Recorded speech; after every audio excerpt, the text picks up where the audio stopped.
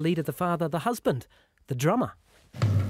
Ever since I was a kid, I was always in a hurry.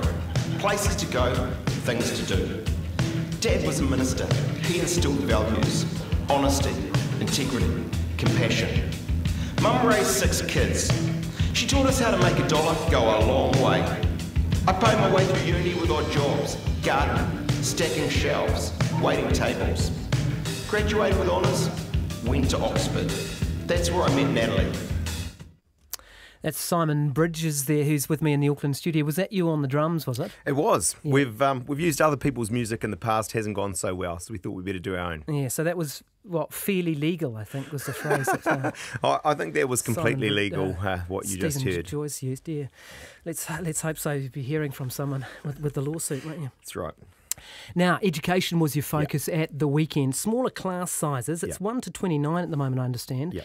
How low can you go? Yeah, I mean, it depends on the age. So you're talking 15 if you're a new entrant, you're right, at the end of primary school, you're up to 29. And look, the fundamental point is we're not going to design it right now. You know, you don't have many luxuries in opposition. I think one that you do have is some time to go out and consult. I think we want to hear from teachers, we want to hear from parents, we want to hear from the unions about their views about what gives us, I suppose, best bang for our buck in terms of effectiveness on this. My point was really education's a priority. We know smaller class sizes mean more attention for our little ones, and that's got to be very strong, very good for their education. Yeah, but what evidence is there that it actually does increase the outcomes for students? Because if you look at the advice that you received in government, this was from Treasury in March of 2012, and it said that the evidence pointed to a focus on teacher quality over class size. Yeah, and I think it's important to think about what was happening then. It was a time when the fiscal parameters were tighter, let's be honest about that. And so in that sort of circumstances, what do? I think you're absolutely right to focus on quality. Well, we have more financial choices today, and I don't think you'll get educators who will say to you, actually, class sizes is unimportant, because it's not. And, you know, there is literature for that, but just as much as that, I've been out listening, and from teachers, from parents, they know, I know as a parent, that it matters to give those kids that attention. Let's have a listen to what Treasury said at the time. They said, quote, research suggests that the impact on student learning of moving from a class with an average teacher to one with a higher performing teacher is roughly equivalent to the effect of a 10-student decrease in class size. And it went on to say that, quote, the typical effect of smaller classes could be considered small or even tiny relative to other educational interventions. Now, that's the advice that you received in government, drawing on a number of studies, which seems to show that it makes a pretty marginal difference. Why would you focus on that? Treasury always has a concern about the dollars and cents and sometimes not the value of things. I could reference you from that time, Professor John O'Neill from Massey University, Professor Blatchford from the UK, the NZEI, the PPTA, very clear about the evidence and the basis for smaller class sizes and how they matter. My point to you, Guyan, is not that quality doesn't matter. Of course it does. And actually, I think if you've got limited money, you know, you would focus on that. But what is also true is class sizes matter. And I'm trying to do something at the early stages, at the best start for kids. And I think in that context, I think you can make the argument, actually, when you get to secondary school, you know, they're more self-managing. Bigger classes may not be the priority. But for primary school, I think it matters, and putting a stake in the ground about that. All right. Well, why have you put the stake in the ground, though, without the detail in the ground? Because if you're right and the evidence is there, and you talked earlier in your answer about listening to teachers, why don't you have the detail? Why can't you tell me how much it would cost, how many more teachers you want, and what the ratios are going to be? Well, fundamentally, we've shown New Zealanders we can do the detail. Last week we did it on medicinal cannabis and government. We did it on a raft of issues. But I think here's the point. We've got a couple of years. I will give New Zealanders, I promise you, every bit of detail they want on this and more in education before the election. It will be costed. You'll have a precise sense of what it means for class sizes for different ages. But I think it's right, given that we are in opposition, to do that work now. Okay. I want to get to charter schools before I take an overview to finish. You want more? How many more?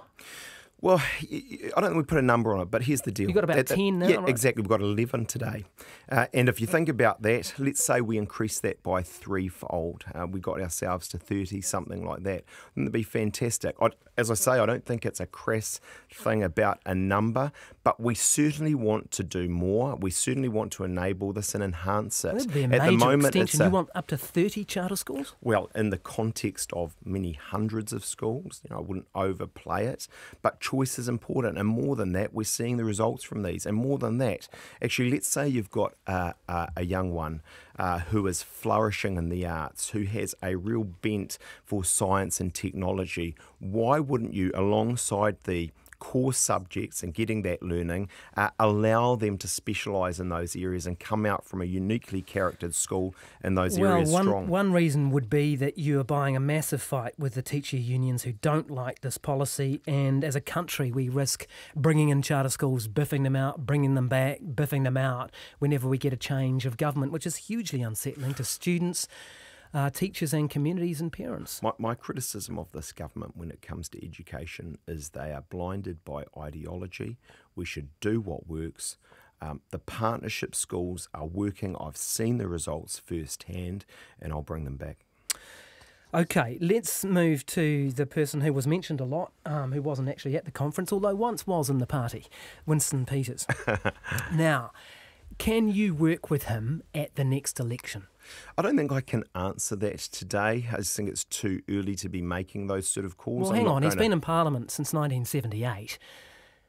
Yeah, sure. Yeah, So absolutely. I was born in 76. I mean, I think there's a point there, but let's not go there. Well, my point being is that he's been in the political scene for 40 years. You've got a very good sense of the man. I think you competed with him in Tauranga once. So what is it? What's it going to be? Look, I'm not going to rule in or out anything today. We'll make our position on those things clear. Are you going to rule him in or out before the election? Are voters going to know what National's position on working with Winston Peters is before the election? I think every election in the last several, National has tried to be very clear with voters, not to leave it into the kind of will they, won't they sort of position that we have seen. So you will make a from statement Winston on that? And my criticism about Winston Peters really is fundamentally this, and I saw it out on the campaign trail over the last couple of months where I've talked to thousands of people. There's a disillusionment there. He promised he'd slash immigration. He promised he'd deal with the Overseas Investment Act. He promised he'd deal with the Reserve Bank Act. He promised he'd be a champion for the reasons. He has done the opposite in all cases of what he campaigned on. Well, I think they'd argue 3 billion reasons against that. But anyway, let's not go through a list of policies. Let's flip the question around to finish. What are the advantages of working with him? Well, ultimately we're in an MMP environment, and let's be honest, so power's the advantage. Power is important. Getting the chance to do smaller class sizes, to manage the economy, all of those things matter. We'll make our position clear on a bunch of things in election year, including some of our preferences when it comes to coalition partners. Thanks very much for your time. That is Simon Bridges, the National Party leader. It's 16 minutes now to 8. And to politics in Australia, it wasn't such a super Saturday for the Prime Minister Malcolm Turnbull and indeed his ruling coalition, taking a battering in a raft of by-elections at the weekend, seen as a litmus test for the country's next general election. Labour won 4 of the contested seats and an independent